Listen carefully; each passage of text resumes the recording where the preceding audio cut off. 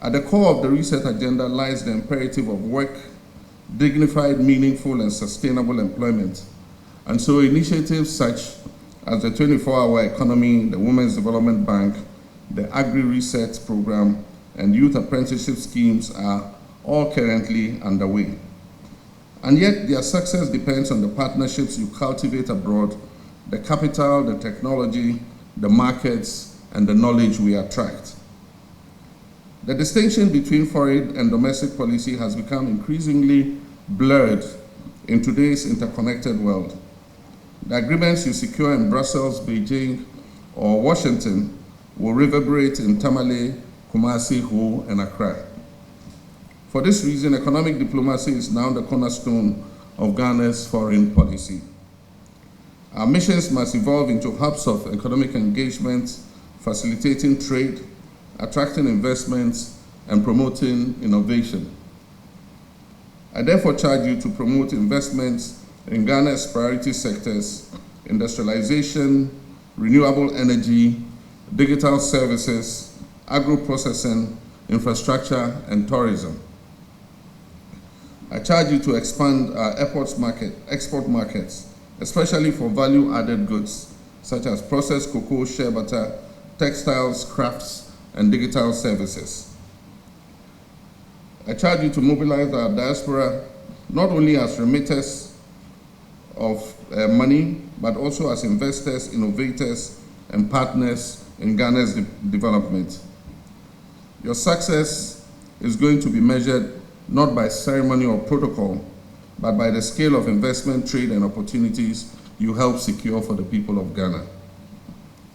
The reset agenda is also about governance, rebuilding public trust through transparency and accountability. And so as our representatives abroad, you must embody these values. The missions must be managed with integrity, efficiency, and professionalism. Our citizens abroad must experience fairness and respect for our diplomacy's credibility. Our missions must be managed with integrity, efficiency, and professionalism. Our citizens abroad must experience fairness and respect, for our diplomacy's credibility is inseparable from the credibility of our governance.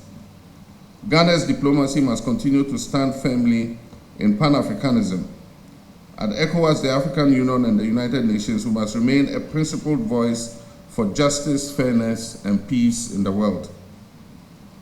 Our government will continue to champion the African Continental Free Trade Area Agreement with headquarters in Accra, because this will serve as a foundation for Africa's industrialization.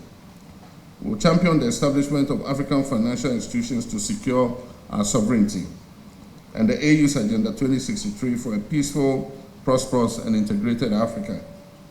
We must also confront our most significant existential challenge, and that is climate change. Climate change is not an abstract for Africa and for Ghana. Our farmers face erratic rainfall, coastal communities are losing their homes from tidal waves, and our forests and rivers are threatened by bushfires. And this is why climate diplomacy is also at the heart of our foreign policy. We'll continue to advocate for climate finance, fair carbon markets, technology transfer, and climate-smart agriculture. Ghana must be projected as a leader in renewable energy, sustainable farming, and environmental stewardship. Our greatest resource is not our gold, our oil, or our cocoa. It is our people.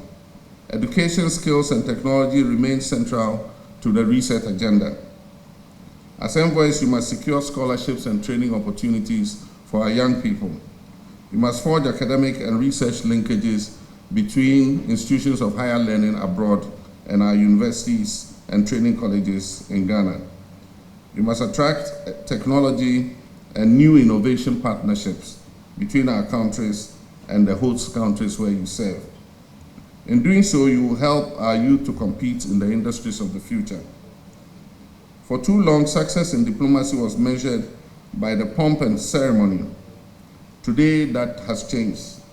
This conference marks the launch of key performance indicators for heads of mission.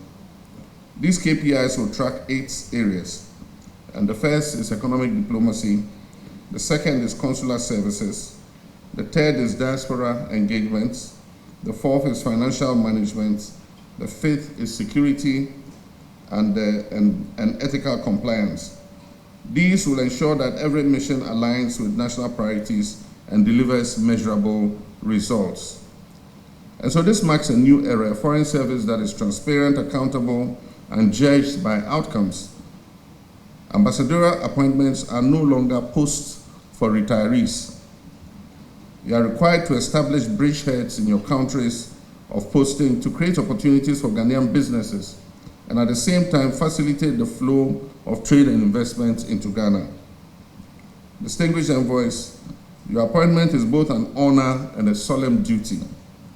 Tell Ghana's story with confidence, not as a nation constrained by challenges, but as a people defined by resilience, creativity, and determination.